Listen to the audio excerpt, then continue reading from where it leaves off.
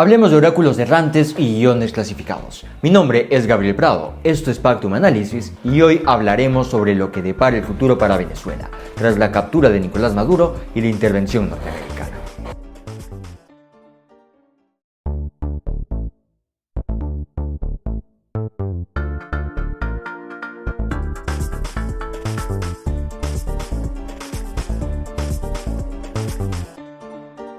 La caída del dictador venezolano no debe entenderse como un punto final, sino como el inicio de una reconfiguración profunda del poder en Venezuela. Tras más de 2 décadas de chavismo, el país bolivariano se encuentra hoy en terreno inexplorado, entre un esperado cambio de liderazgo y un posible reciclaje del sistema político, económico y social del régimen, sostenido ahora por el gobierno estadounidense. Anteriormente, cimentado en la renta petrolera, la militarización y las impredecibles lealtades internas y extranjeras, a lo que la comunidad internacional ha denominado una dictadura.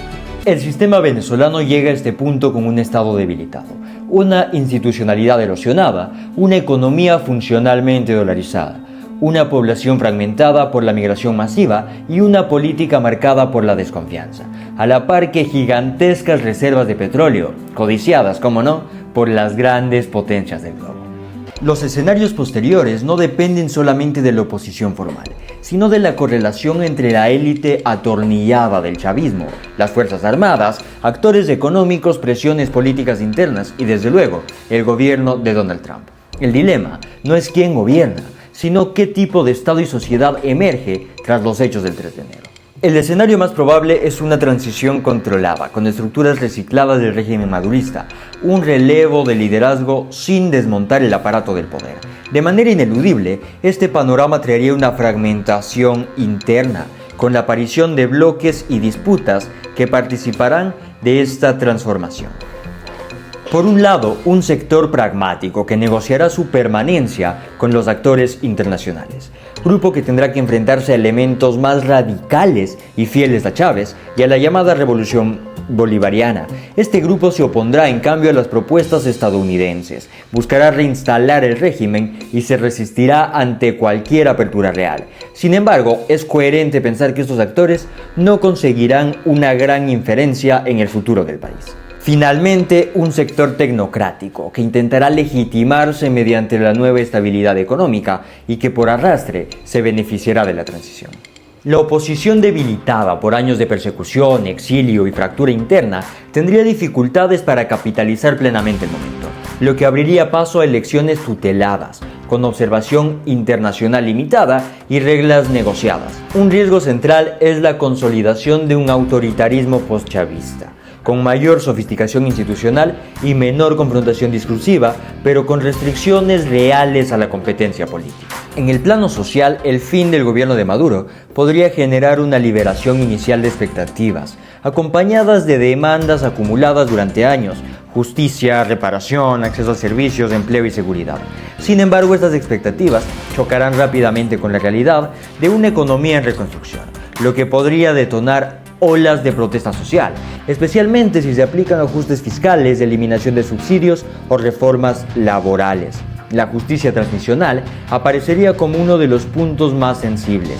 Es altamente probable un modelo de justicia incompleta o más bien selectiva, priorizando estabilidad sobre sanción, lo que podría profundizar la desconfianza ciudadana y mantener abiertas heridas sociales. El retorno parcial de migrantes añadiría presión sobre sistemas de salud, educación y particularmente al empleo, generando tensiones en comunidades que ya se adaptaron a la ausencia de millones de ciudadanos. En lo económico, los primeros meses posteriores a la caída de Maduro estarían marcados por inestabilidad. La dolarización informal se profundizaría mientras se redefine el sistema monetario. El Estado enfrentaría graves limitaciones fiscales y dependencia del financiamiento estadounidense. Uno de los escenarios más probables es una reapertura gradual de la economía, con eliminación de controles de precios y tipo de cambio, acompañado de una renegociación de la deuda externa. Este proceso implicaría costos sociales elevados en el corto plazo. El sector petrolero sería el eje principal de la recuperación. Existen 3 rutas principales: apertura de capital privado bajo control estatal, también esquemas mixtos con empresas extranjeras y finalmente privatización parcial de activos estratégicos que hasta ahora estaban bajo control estatal. Cada una de estas opciones tendría implicaciones profundas en términos de soberanía, empleo y dependencia externa. Otro escenario factible es la continuidad y adaptación del chavismo, con Delcy Rodríguez a la cabeza. Si Delcy Rodríguez emerge como figura central, el escenario más probable es el de continuidad con adaptación. Su perfil diplomático y técnico permitiría una mayor normalización internacional sin alterar la lógica de poder interno. En este escenario, el chavismo se presenta como renovado, con un discurso de reconciliación y estabilidad ante el público, mientras conserva el control de los principales resortes del Estado. Se negociarían alivios de sanciones, se reabrirían canales financieros y se promovería una imagen de transición ordenada. Existe un escenario intermedio, en el que Delcy actúa más bien como garante de una transición pactada, asegurando salidas seguras para jerarcas civiles y militares del chavismo. Este modelo permitiría elecciones, pero con reglas cuidadosamente diseñadas para evitar una ruptura total. Finalmente, el escenario menos probable, pero de mayor impacto, sería una fractura interna total, que deje a Delcy sin control sobre las Fuerzas Armadas o grupos armados irregulares, generando episodios de violencia focalizada. También poco probable, pero perfectamente posible, es el control total de Washington. La participación de Estados Unidos difícilmente se daría mediante una intervención directa. El escenario más plausible es una tutela indirecta, basada en sanciones, alivios condicionados, financiamiento multilateral y control sobre el sector energético.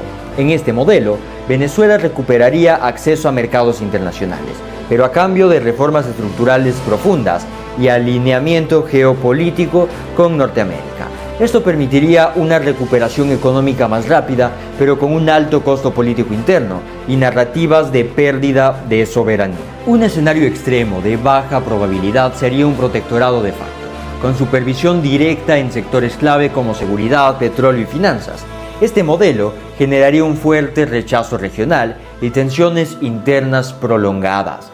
El escenario mixto es más probable, combinaría presión estadounidense con pactos con élites locales, produciendo estabilidad sin una verdadera democratización plena. Venezuela hoy enfrenta una disyuntiva histórica: avanzar hacia una democracia frágil pero real o consolidar un autoritarismo más eficiente, menos confrontativo y mejor aceptado externamente.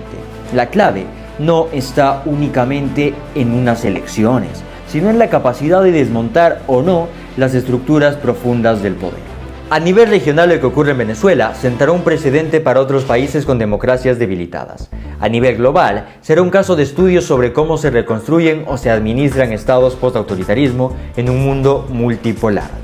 Venezuela se encuentra ante un panorama incierto. Los hechos se ubican en el campo de las probabilidades y la especulación. Hoy, como siempre, la reflexión está en ti. No te olvides de suscribirte y seguirnos en nuestras redes sociales. Somos Pactum, Comunicación Digital.